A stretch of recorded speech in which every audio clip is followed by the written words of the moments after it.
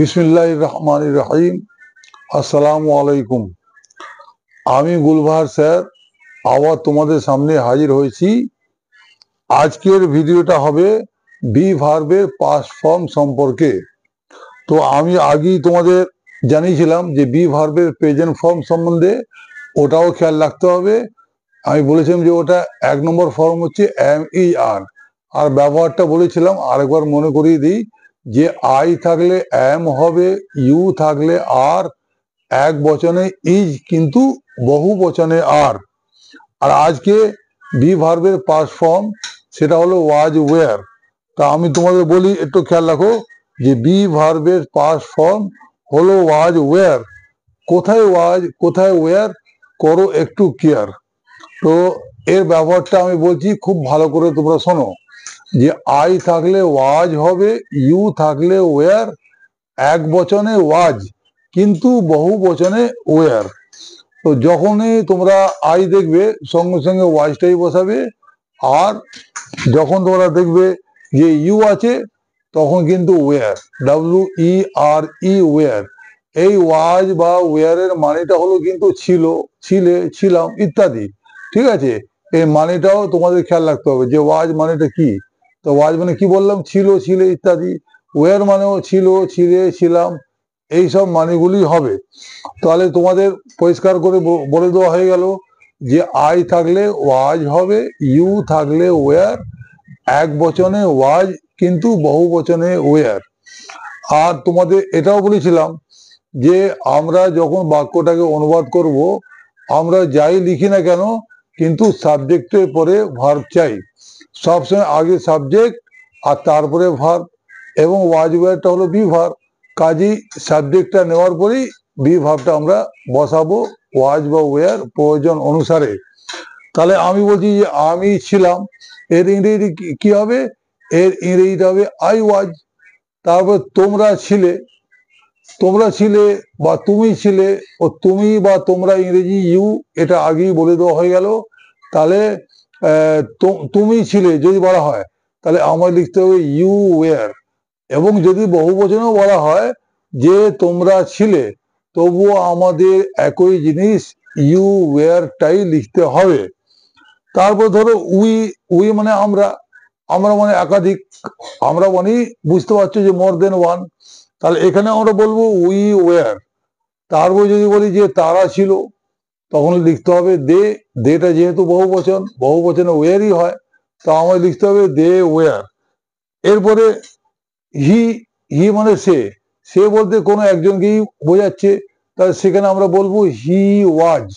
C, এটা স্ত্রীলিঙ্গের জন্য ব্যবহার হয়, সি, সি মানে সে, তাহলে সেখানে বলতে হবে সি ওয়াজ। সীতা একটা মেয়ের নাম, তাহলে সীতা যেহেতু একটাই নাম আছে তার মানে এক বচন, এখানে ওয়াজই হবে। কারণ বলেই তো হলো যে এক বচনে ওয়াজ কিন্তু বহু বচনে ওয়্যার। এবার যদি বলি সীতা অ্যান্ড গীতা, সীতা ও গীতা ছিল, যদি বাংলায় বলি সীতা ও গীতা ছিল, এখানে ছিল ইংরেজি ওয়াজ না নিয়ে ওয়্যার নিতে হবে। কারণ সীতা আর গীতা এরা দুজন হয়ে গেল, তা বহু বচন, দুজন মানে বহু বচন, তো বহু বচনে ওয়্যার লিখতে হবে, সীতা অ্যান্ড গীতা ওয়্যার। এবার বাক্যটা যদি একটু বড় হয়, সেক্ষেত্রে আমরা সাবজেক্ট পরে ভার্ব বসাবার পরে এক্সট্রা ওয়ার্ড হবে। যেমন আমি গরিব ছিলাম, যদি এরকম বাক্য হয়, তাহলে আই ওয়াজ, তো বুঝতে পারছো সাবজেক্ট পরে ভার্ব আই ওয়াজ, তাহলে আই ওয়াজ পোর। তোমরা ধনী ছিলে যদি বলা হয়, তাহলে তোমরা ছিলে ইংরেজিটা আগে করতে হবে যে ইউ ওয়্যার, আর তারপরে ধনী ইংরেজিটা হচ্ছে রিচ, ইউ ওয়্যার রিচ। আমরা সেখানে ছিলাম, ধর আমরা সেখানে ছিলাম, সেখানে ইংরেজিটাকে, ইংরেজি হলো দেয়ার, তাহলে উই ওয়্যার, আমরা বলবো যে উই ওয়্যার আমরা ছিলাম। এখন এখানে চলে এসেছি, তখন সেখানে ছিলাম, তাহলে উই ওয়্যার দেয়ার। তারা পরিশ্রমী ছিল, এখন তারা পরিশ্রম করে না, অলস হয়ে গেছে, তো তারা পরিশ্রমী ছিল, they were diligent, DILLIGENT, diligent. সে ছিল আছে হি ওয়াজ। এবার যদি বলি যে হি ওয়াজ, সে ছিল কুড়ে বা অলস, তো হি ওয়াজ লেজি, LAZY লেজি। হি ওয়াই লেজি, সে অহংকারী ছিল। যদি বলি সে অহংকারী ছিল, তাহলে সে ছিল ইংরেজি সি ওয়াজ, সাবজেক্ট ভাব চলে এলো। এবার অহংকারী ইংরেজি প্রাউড, সি ওয়াজ প্রাউড। এবার সীতা ওয়াজ আছে, সীতা ওয়াজ। এবার যদি বলি ক্লেভার, ক্লেভার মানে চালাক, সীতা চালাক ছিল, তাহলে Sita was clever, Sita was clever একটা ওয়ার্ড বসিয়ে নাও, তাহলে হয়ে গেল সীতা চালাক ছিল। Sita and Gita were clever, যদি বসে একই ওয়ার্ড যদি বসাই, Sita and Gita were clever. তো এইভাবেই আমাদেরকে বুঝতে হবে যে কোন সাবজেক্টের উপরে ওয়াজ আর কোন সাবজেক্টের উপরে ওয়ার।